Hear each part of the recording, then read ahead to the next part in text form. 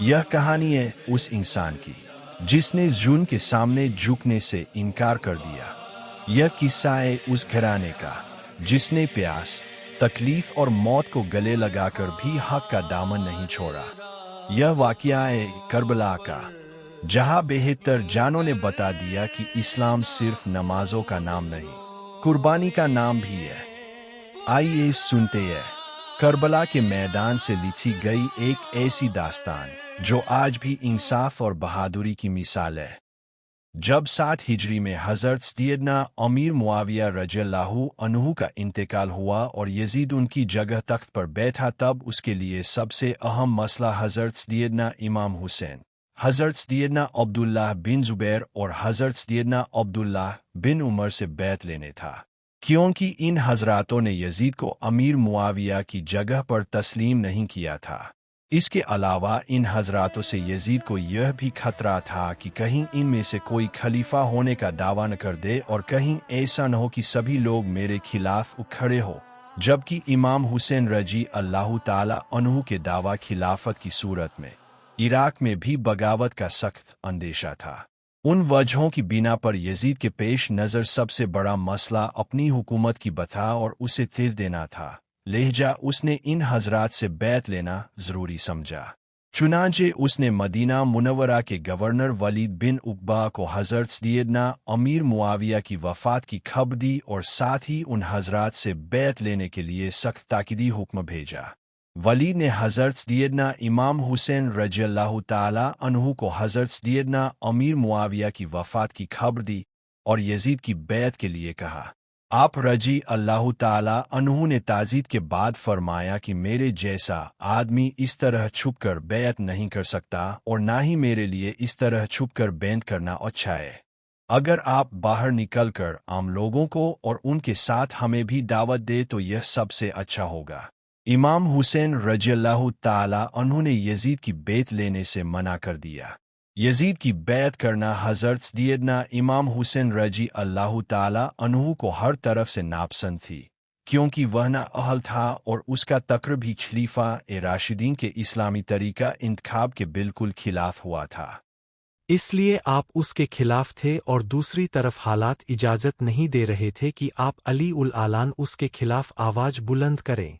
लिहाजा आप रज़ियल्लाहु ताला अन्हु ने अपने अहलोयाल और अजीजो कारिब को साथ लेकर मदीना मुनव्वरा से मक्का मुकर्रमा की तरफ हिजरत फरमा ली।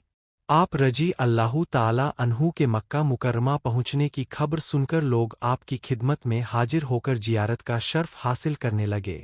जब अहले कूफा को हज़रत सैयदना अमीर मुआविया रज़ियल्लाहु ताला अन्हु के इंतकाल की खबर मिली और उन्हें इस बात का इल्म हुआ कि हज़रत सैयदना इमाम हुसैन रजी अल्लाहु ताला अन्हु ने यजीद की बैत से इनकार कर दिया है, तो उन्होंने सैयदना इमाम हुसैन रजी अल्लाहु ताला अन्हु के नाम हज़ारों की तादाद में खत लिखे कि आप जल्द से जल्द कूफा तशरीफ़ लाएं, मसनद खिलाफत आपके लिए खाली है, हमारे अमवाल और हमारी गर्दनें आपके लिए हाजिर है, सब के सब आपके मुंतज़िर और मुश्ताक है, और आपके सिवा हमारा कोई इमाम और पेशवा नहीं है। आपकी मदद के लिए हमने यहाँ हज़ारों का लश्कर तैयार रखा है। हज़रत इमाम हुसैन रजी अल्लाहु ताला अन्हु ने जब अहले कूफा के खतों में उनके जज्बात, अकीदत और मोहब्बत, जान और माल कुर्बान करने की तमन्नाओं और कूफा आने की इल्तिजा को देखा तो फैसला किया कि हालात मालूम करने के लिए पहले अपने चचाजात भाई हज़रत मुस्लिम बिन अकील रज़ियल्लाहु ताला अन्हु को भेजा जाए। चुनाचे आपने उन्हें अहले कूफा के नाम एक खत दिया और फरमाया कि आप कूफा जाकर वहाँ के हालात मालूम करे और मुझे खबर दे। अगर हालात सही हो तो मैं भी आ जाऊँगा और अगर हालात नामुनासिब हों तो आप भी वापस तशरीफ़ ले आइएगा। हजरत इमाम हुसैन की बात सुनकर हजरत मुस्लिम कूफा की तरफ रवाना हुए। हजरत मुस्लिम बिन अकील अलैहिस्सलाम हजरत अली अलैहिस्सलाम के भाई हजरत अकील के बेटे थे। हजरत मुस्लिम बिन अकील ने मक्का से कूफा की तरफ सफ़र शुरू किया। रास्ते में उन्होंने काफ़ी तकलीफ़ें झेलीं, लेकिन अल्लाह पर भरोसा रखते हुए सफ़र जारी रखा। कूफा पहुँचने पर लोगों ने बड़ी गर्मजोशी से उनका स्वागत किया। हज़रत मुस्लिम ने कूफा पहुँचकर लोगों से इमाम हुसैन के लिए बैत, वफ़ादारी की कसम लेना शुरू किया। तकरीबन 18,000 लोगों ने बैत कर ली। यह बहुत बड़ी तादाद थी, जो हज़रत मुस्लिम के हौसले को बढ़ाने वाली थी। लेकिन यजीद ने जब ये खबर सुनी कि कूफा के लोग इमाम हुसैन का साथ दे रहे हैं, तो उसने एक जालिम गवर्नर उबैदुल्लाह बिन जियाद को कूफा भेजा। उसने आकर डर और लालच का ऐसा माहौल बना दिया कि जो लोग बैत किए थे वो सब धीरे धीरे पीछे हट गए और हजरत मुस्लिम के पास कोई नहीं बचा। हजरत मुस्लिम को धीरे धीरे एहसास हुआ कि अब वो कूफे में अकेले रह गए हैं। एक दिन जब वो मस्जिद में नमाज पढ़ाने गए तो पीठ पीछे कोई नहीं था। फिर उन्होंने एक साहिब ईमान शख्स हानी बिन उर्वा के घर में पनाह ली। हानी बिन उर्वा इस्लामी इतिहास में एक बहुत ही बहादुर, ईमानदार और इमाम हुसैन अलैहिस्सलाम के सच्चे वफादार सहाबी माने जाते हैं। वे कूफा के एक प्रतिष्ठित और बुजुर्ग कबीले मुराद के सरदार थे।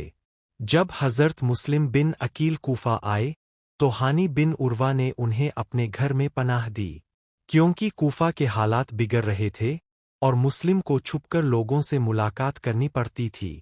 हानी बिन उर्वा ने जान जोखिम में डालकर मुस्लिम बिन अकील की हिफाजत की।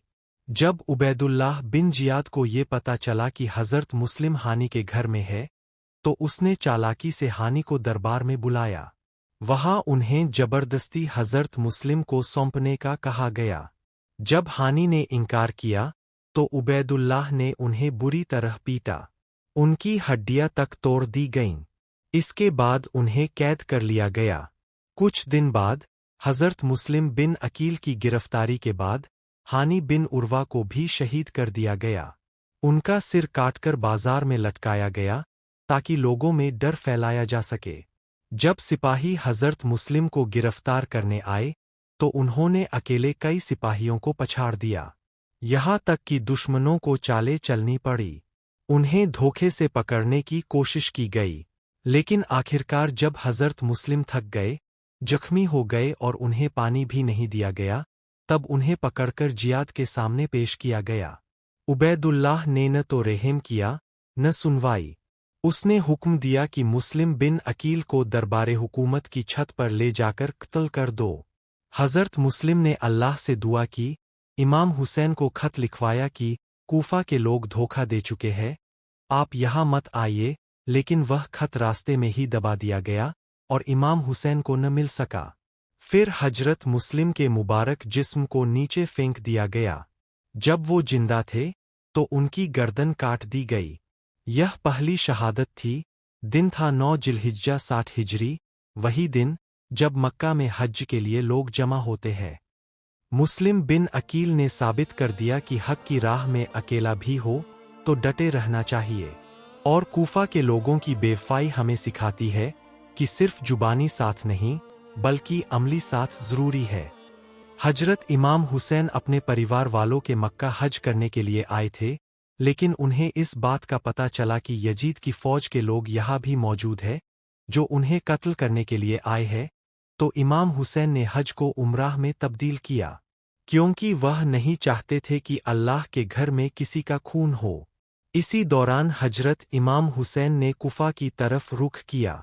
हजरत सैयदना इमाम हुसैन रज़ियल्लाहु ताला अन्हु ने 3 जिलहज 7 हिजरी को अपने अहले बैत, खादिमों आदि को, कुल 72 अफराद को हमराह लेकर राह इराक इख्तियार फरमाया।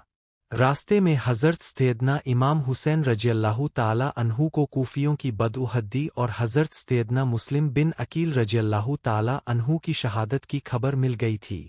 इस पर सैयदना इमाम हुसैन रज़ियल्लाहु अन्हु के रफ़का की आराएं मुख्तलिफ हुईं और एक बार आप रज़ियल्लाहु ताला अन्हु ने भी वापसी का इरादा फरमाया, लेकिन बहुत गुफ्तगू के बाद यही तय किया कि सफ़र जारी रखा जाए और वापसी का ख्याल तर्क कर दिया जाए। हजरत इमाम हुसैन रज़ियल्लाहु ताला अन्हु ने भी इस राय से इत्तेफाक किया और काफिला आगे चल दिया, यहाँ तक कि हजरत इमाम हुसैन रज़ियल्लाहु ताला अन्हु ने करबला में नजूल फरमाया। जब करबला का लश्कर इमाम हुसैन के साथ था तो झंडा हजरत अब्बास के हाथ में था।